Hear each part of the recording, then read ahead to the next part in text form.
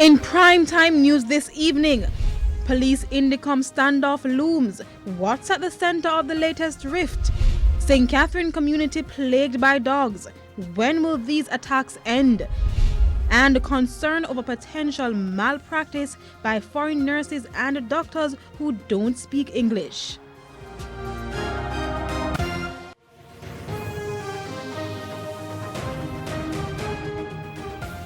Good evening. Welcome to Primetime News on air and online at onespotmedia.com. I'm Janella Precious. And I am Andrea Chisholm. Also this evening we have the top business stories of the day. Vashan Brown has our preview. Thank you so much, Andrea. So, how much work can you get done without the internet? Well, due to connectivity issues at Flow, some business operators in St. Catherine have been forced to take on that challenge. I'll tell you more later on in the business day.